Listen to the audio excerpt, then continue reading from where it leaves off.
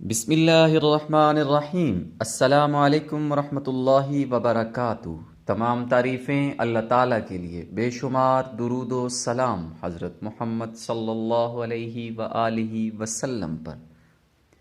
ناظرین، آپ دیکھ رہے ہیں یوٹیوب چینل پاکستانی تجھے سلام۔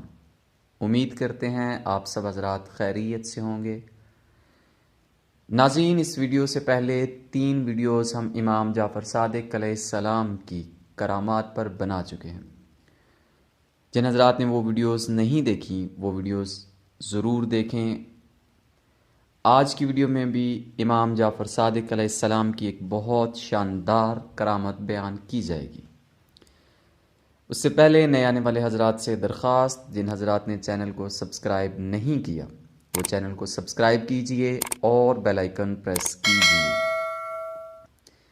ناظرین، حضرت امام جعفر صادق علیہ السلام کی خدمت بابرکت میں ایک شخص 10,000 دینار یعنی 10,000 سونے کے سکے لے کر حاضر ہوا اور عرض کرنے لگا، حضور، میں حج کے لیے جا رہا ہوں، آپ میرے اس پیسے سے کوئی مکان وغیرہ خرید لیجئے گا تاکہ میں حج سے واپسی پر اپنی اولاد کو لے کر وہاں رہنا شروع کر دوں۔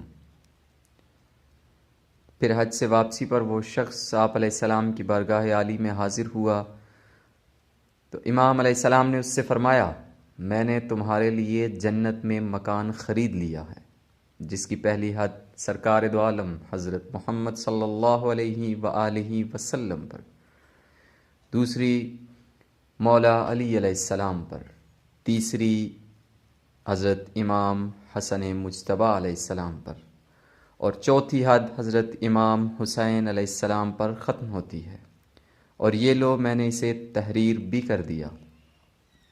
یہ خوشخبری سن کر وہ شخص بہت خوش ہوا اور خط لے کر اپنے گھر چلا گیا۔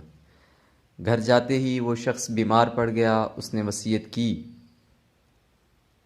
کہ اس خط کو میرے انتقال کے بعد میری قبر میں رکھ دینا۔ گھر والوں نے دفن کرتے وقت اس خط کو قبر میں رکھ دیا۔ دوسرے دن دیکھا تو وہی خط قبر کے اوپر رکھا ہوا تھا۔ اس کے پیچھے یہ لکھا تھا، امام جعفر صادق علیہ السلام نے جو وعدہ کیا تھا وہ پورا ہو گیا، یعنی اسے جنت میں مکان عالی شان مل گیا۔ جی ناظرین، دیکھا امام علیہ السلام نے اس دنیا میں رہتے ہوئے ایک شخص کو جنت میں گھر عطا کر دیا، اور جب وہ شخص اس دنیا سے چلا گیا وہ خط اپنے ساتھ لے کر دفن ہوا تو وہی خط واپس جواب کے ساتھ قبر کے باہر موجود تھا کہ امام علیہ السلام کا وعدہ پورا ہو گیا۔ یقیناً امام کا وعدہ تھا، پورا تو ضرور ہونا تھا۔ ناظرین، امید کرتے ہیں آپ کو ویڈیو پسند آئی ہوگی۔ ویڈیو کو لائک اور شیئر ضرور کیجئے گا۔